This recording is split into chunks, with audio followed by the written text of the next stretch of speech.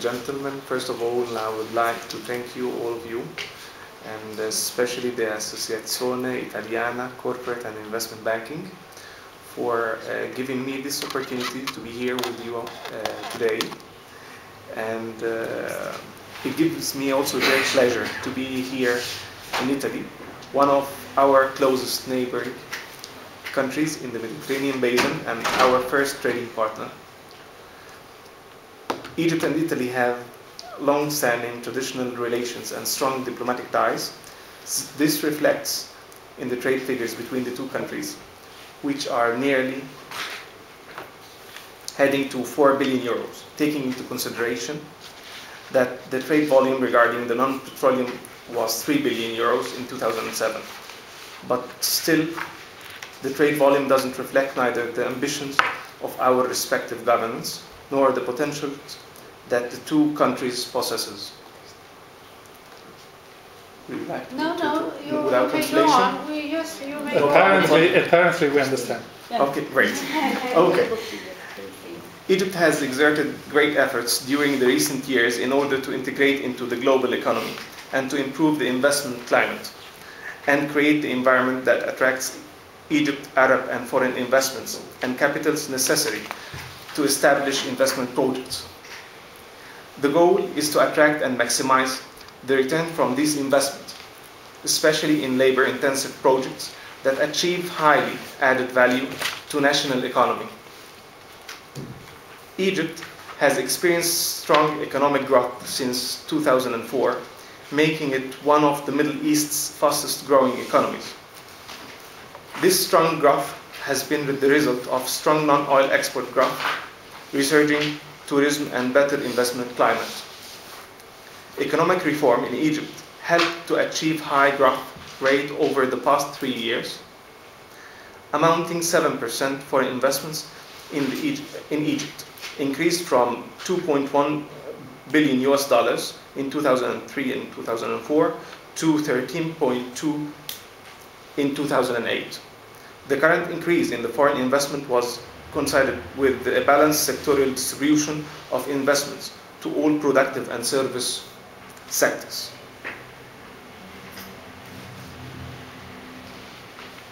When we say why Egypt, for an Italian investor, we should think about a lot of good reasons.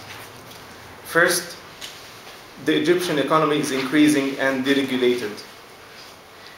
In order to integrate efficiently in the global economy, our government is keen to have a network of bilateral and multilateral trade agreements with major economies, which offers Egypt a free gateway to markets of more than 1.5 billion people around the world.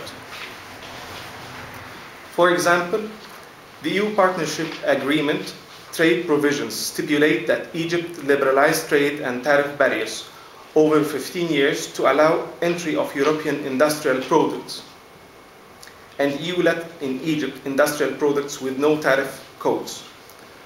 The EU is Egypt's first trading partner.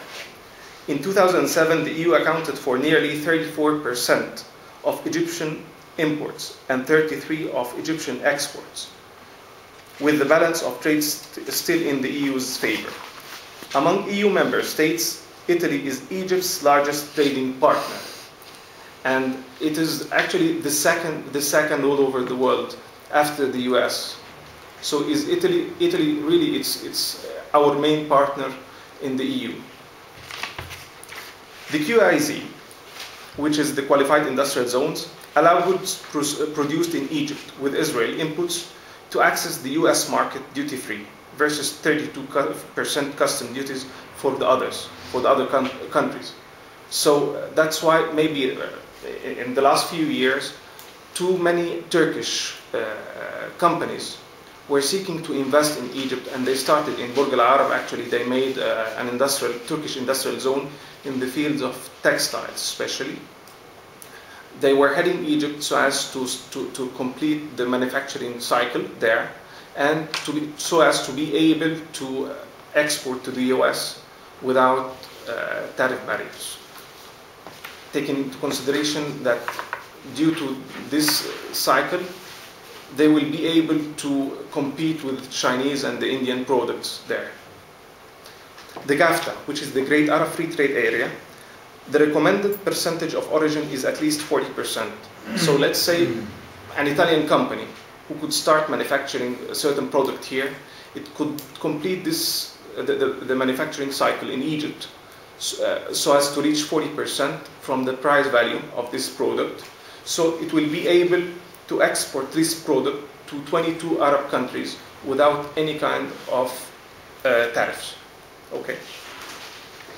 In addition to this, Egypt enjoys a unique advantage compared to its neighbors. Which means, sorry, that if the sub-parts are sold to Egypt at 60, the finished products has to be sold at more than 100? Is that the concept no, of 40%? I'm not talking about to be exported to Egypt and that then you should make a manufacturing process on a certain product. Exactly. I said, if the sub-part, the value of the sub-parts that you are importing to Egypt is 60. Yes.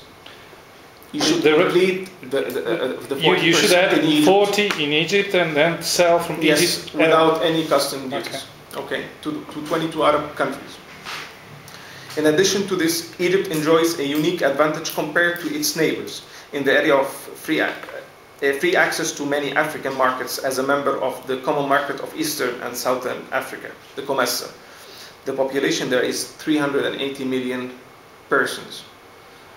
So we have a good network a good trade network actually due to many multilateral and bilateral trade agreements.